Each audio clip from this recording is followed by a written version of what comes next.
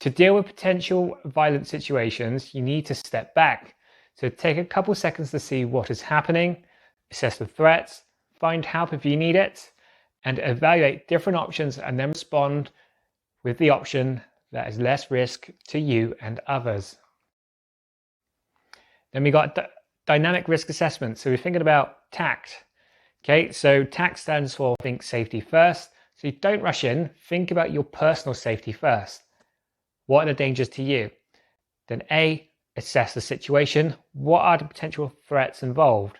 What is the environment looking like? Then consider your options. So C is consider. Consider what will help you, what you'll need or what help you'll need, and possibly any actions that you could take. Then lastly, take action is select the safest and most appropriate action and take it decisively. Using the TACT model will help you to keep yourself safe and ensure that you take the most appropriate course of action to resolve the situation. Then we've got so it's assessing specific aspects of threat. So it's simple but effective way of assessing specific threats in relation to the situation where the incident is taking place, the person or the people involved, and any potential weapons. It's to use the SO model. So subjects, who are you dealing with, their age, height, size, any drink or drugs, their emotional state and previous history. What about their environment? So where is the situation taking place? Is it remote, secluded areas, stairs, roads, furnitures, any escape routes? And lastly, weapons. So is there anything nearby that could be used to hurt you? Knives, bricks, bottles, wood, syringes, tools, furniture. Anything can be used as a weapon. Now use the acronym ABCDEF to deal with conflict. So this is our attitude, our body language, our communication, distance, empathy, rapport, and finding a solution. So as previously mentioned, our attitude is the big factor in managing conflict. We need to maintain a positive attitude regarding of what we face and monitor our own mental health at work and at home.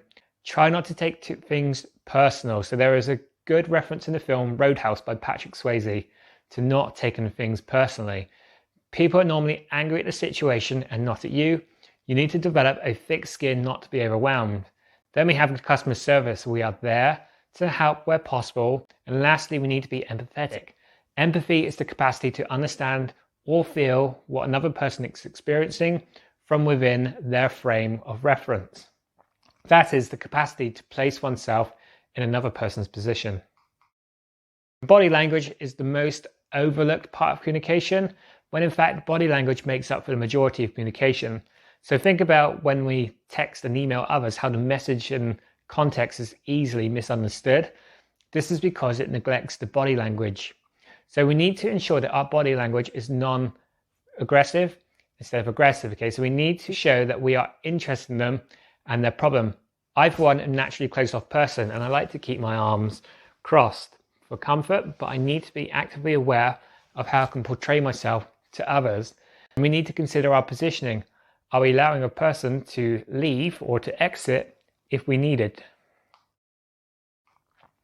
And when we communicate, we need to demonstrate we are actively listening. So it shows that we are taking the person seriously. And remember, this can be a trigger of conflict if we ignore someone. So you need to focus on the person and not to get distracted by others. If you're familiar with the Pareto principle, so it's the 80-20. So 80% listening and 20% talking. Nod and smile to show that you are listening and take some notes to follow up. Something can annoy others, so we need to be aware of it, okay? So nothing is more annoying than having to repeat yourself. Use open-ended questions such as who, what, where, why, and when, and how to get more information.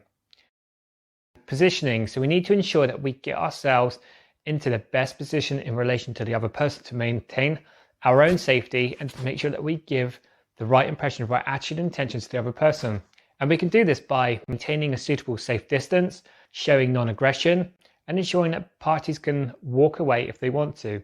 So distance is important, so you can trigger someone by not keeping the right distance. Our intimate space, which is only my wife and my children allowed within half a meter from me. Anyone else that comes this close and I will feel uncomfortable. Personal space is considered between 0.5 and 1 meters, and this is where we will have a relaxed conversation with a colleague or have a pint with a mate in a pub. So social space is 1 to 4 meters, and this is where we could have a conversation with an unfamiliar person or a group of people you have in public space, which is 4 meters plus, which you'll not be engaged in an interaction. So remembering distancing is important because you need to speak to someone clearly without shouting or being too quiet, as this can trigger someone.